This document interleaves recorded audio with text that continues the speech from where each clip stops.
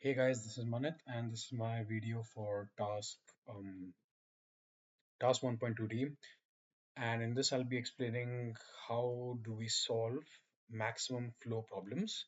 It's a special type of graph problem where we're trying to look at graphs and we figure out what is the maximum flow that we can achieve in that graph. So, what is the algorithm that we'll be learning? We're going to be learning the Ford Fulkerson algorithm. What is that exactly? It's a greedy method used to compute the maximum flow in a flow network, which is a directed graph where edges have capacities and flow cannot exceed those capacities. It iteratively finds the augmenting path and pushes as much flow as possible. Um, so basically, we can look at this graph. We have two terms here. We have the two nodes, which is S and T, which is source. Sorry, S, which is source, and T, which is sink. And we have to figure out the maximum flow that we can achieve in this graph. Now, there's a lot of jargon and fancy terminology, but the idea is very simple.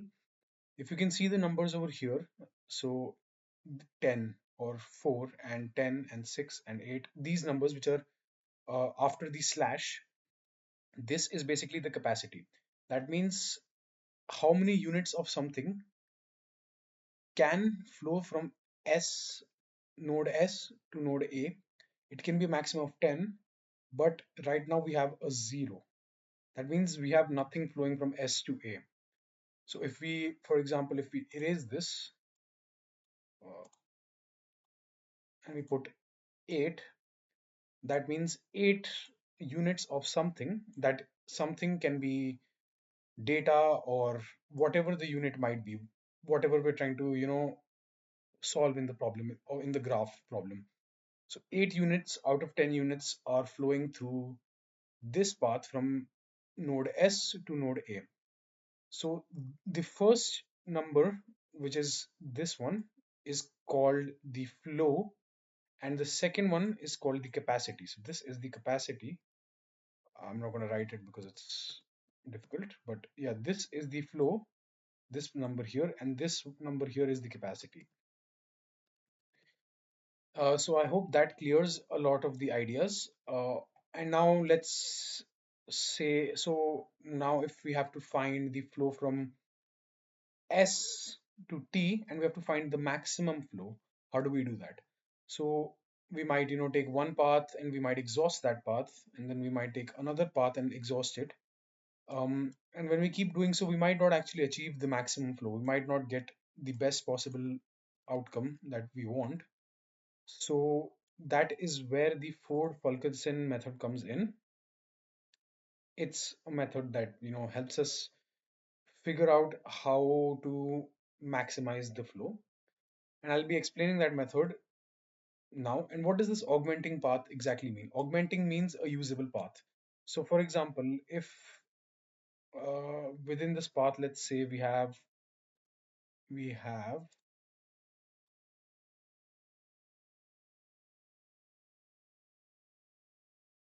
8 over here, 8, we have a 4 over here, and we have another, let's say we have a 9 here, right? So what does this mean? This means that, okay, we can send 2 units of something from S to A, but we cannot send anything from A to B, and we cannot send anything from B to T. So that means effectively this entire path, S to A to B to T, this path has been rendered useless because it is this path has a bottleneck capacity. This is the second term. It has a bottleneck capacity of 4 units, and and if this is what it looks like, so 8, 4, 9, that means we can send 2 units over here, but we can send only we can't send anything through from S to A. We can send 2 units, but from A to B we can send 0 units. That means we cannot send anything. and from B to T we can send 1 unit. But if we can, so let's say if we send 2 units here and 0 units are going from A to B, it renders this entire path useless. So this path is not an augmenting path. This path SABT has been rendered useless. That is what an augmenting path means. It basically just means a usable path. A better word for this would be usable in case this jargon is too difficult to understand. And bottleneck capacity means the capacity of the path basically. So in this path, what do you assume that the capacity is? It is obviously 4. Right now, nothing is flowing through it because everything is set on 0. But the bottleneck capacity of this path is 4. Um, because we cannot, if we send, let's say, 8 units through here from S to A, and from A to B, there can only be a maximum of 4 units of whatever that we're looking at flowing through. That means we cannot have anything else, any more than 4 flowing through. And if only 4 flows through A to B, so from B to T, then another 4 will only go because that's what this is receiving. That basically is the bottleneck capacity. So let's start applying the Ford Fulkerson algorithm. It just says that okay, we find an augmenting path. First, we set the entire flow on all the edges to 0. So you can see everything right now is set to 0. Um, then what do we do? We Okay, we don't have to do any of this. We can basically just find an augmenting path. Let's start from here. Let's find an augmenting path from the source to the sink and determine the bottleneck capacity. And then augment the flow. Okay, so basically what we have to do, let's take the first one, SABT, right? So this is our first usable path. So S going to A, going to B, then going to T. So now in this path, what is our bottleneck capacity? Like we discussed, it is 4. So let's push that flow through. So then we erase this number, this number, this number, and we instead put 4, 4, 4 through. So our current flow becomes 4. This is not permanent. This will, we try and maximize this. We'll push more and more through, and we'll get something out of it. Okay, so that was our first augmenting path, number 1. Now let's take a look at our second usable path. Which one do you think we should go for? Let's go with S. Let's keep it simple. Let's just go with SCDT. Now the augmenting, so the augmenting path number 2 is SCDT.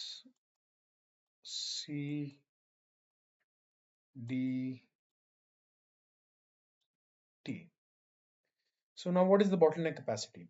So from S to C, we can have 10 units flow through, C to D, only 9, D to T, only 10 units. So in the path, the lowest number that we have is 9. So we can only have we can have 9 units flowing through here.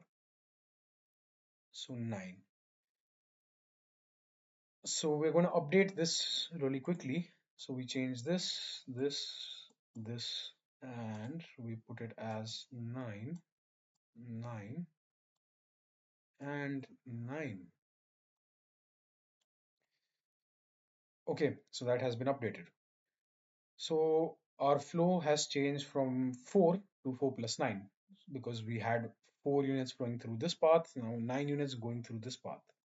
So we change that from 4 to 4 plus 9, which is 13. Okay, 13 units are flowing through our graph right now. Now let's find another augmenting path. So we can go from S to A to, let's say, D, and then to T. Yeah, let's do that. Or shall we do something else? Yeah, you know what? Let's go SADT. So number three is SADT.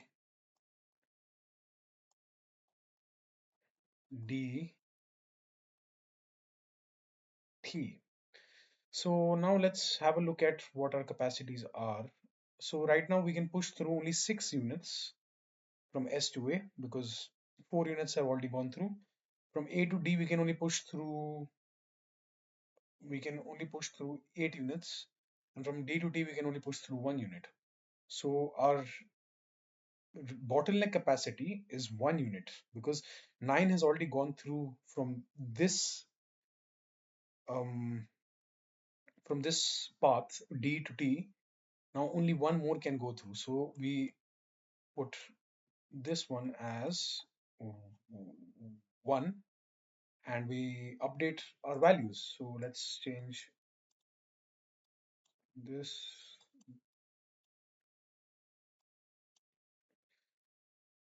4 becomes 5, so it becomes 5 over here. 0 becomes 1 and 10 out of 10. Okay, so our flow also now has become, instead of 13, now it becomes, let me just check, 14. Okay, now what's the next path that we can take? So if we go from S to A to maybe D to B to T. S to A to D to B to T. Um, can that work? Yes, that can. Okay, so now in this path, let's figure out what's our bottleneck capacity. So let's write that down first. 4, whoops, SADT, SADBT, SAD,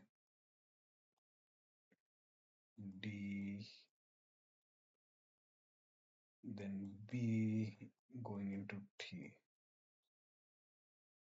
Sorry for the bad handwriting. So okay, so what's the bottleneck capacity? So from S to A we can have 5 units flowing through. From A to D we can have 7 units flowing through. From D to B we can have 6 units, and from B to T another 6 units. So our bottleneck capacity of this path is 5 units. Lucky number 5. So let's push that through. Let's update our values. Let's take the eraser, change this. Let's do it one at a time because it's getting difficult to track. 10. Another erase. From 1 it becomes 6. From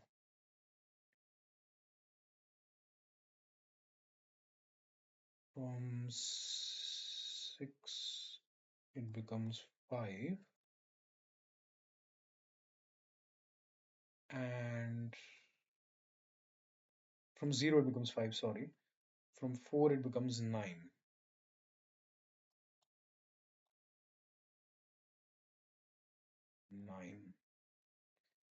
9. Let's update our flow now. 14 plus 5 is 19. So 19 it shall be.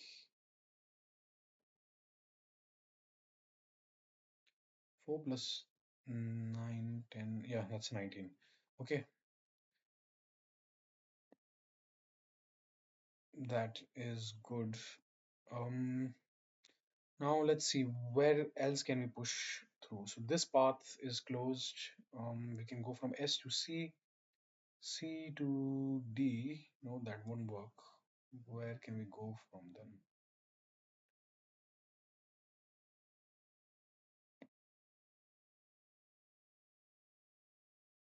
Mhm.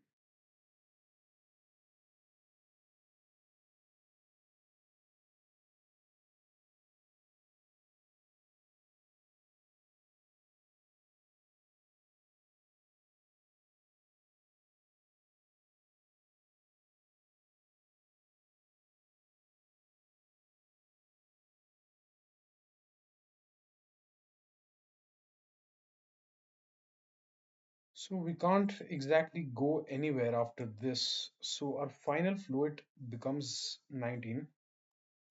I was cross-checking. I missed a big idea in this entire thing.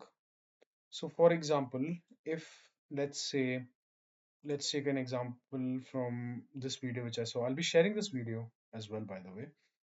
I've gotten the same answer as him.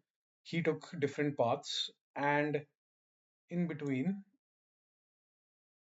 let's say he got stuck somewhere.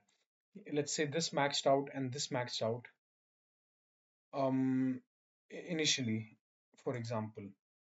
Mhm.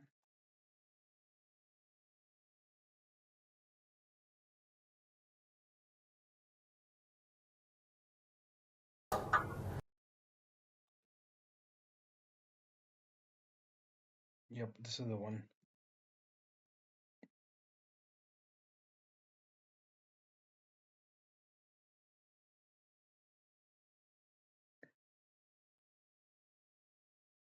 So if we look at S, C, D, A, B, T. Okay, so now let's have a look at what our Indian fellow here has done. So he has taken the augmenting path S, C, D, A, B, T. Now, this path, you might notice that you cannot, it's already filled over here, right? Well, yes, but the funny thing about how Ford Fulkerson works is that we can use the concept of reverse edges. That means if it's full here and if it's not a zero, these two conditions must be satisfied. So if we take we take a path and we reverse the edge, that means we can minus it from here.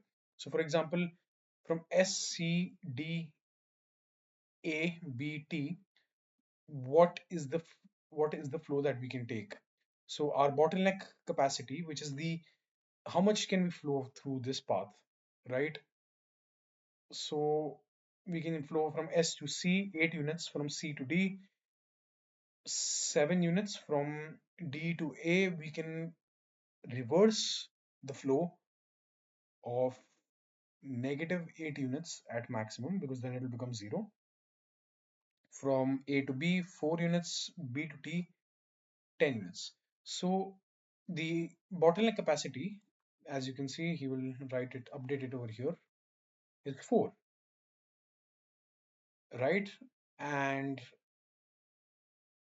when he writes now, when he updates it, all of these values, he will update, he will add 4 to S, from 4 to this edge, 4 to this edge, minus 4 to this edge, because it's technically reversing the flow of the directed edge. That means we can, so it's, 8 out of 8 units are flowing in this way, but since we're using this path to actually create an augmenting path, so we can minus 4, because we're taking from S to C, from D to A instead of A to D, because it's a directed edge, but we're doing D to A, so then we can minus 4 units of the flow, and then A to B, then T.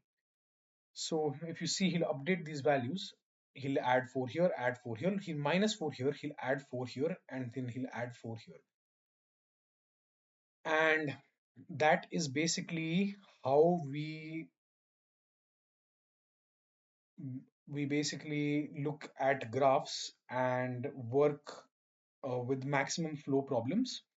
So in normal graphs, we call this term weight. In the maximum flow problem, we just change its name. Instead of calling it weight, we call it capacity. So only the terminology changes, and the idea behind this entire flow problem is quite simple, right? It might look intimidating, but I think it's not that difficult to understand. It's basically just, so if we take a I'll explain it with a simpler example. In case if somebody did not catch on, you guys can obviously rewind and watch the video. Let's say we have five and we have four. So our path is S to A to T. Let's say we have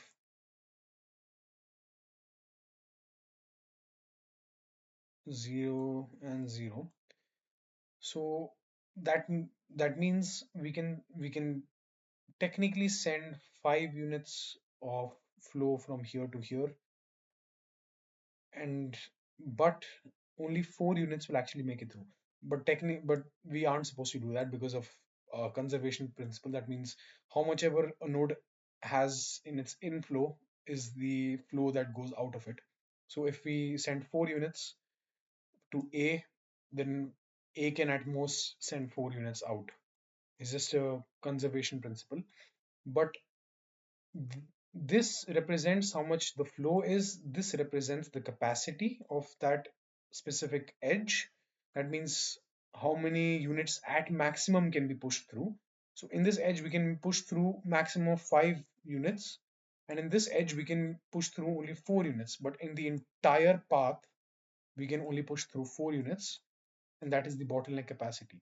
Why? Because this edge can only support 4 units of something being pushed through. So it can only support a flow of 4. Wow, it's getting messy. Um, so it can only look like this.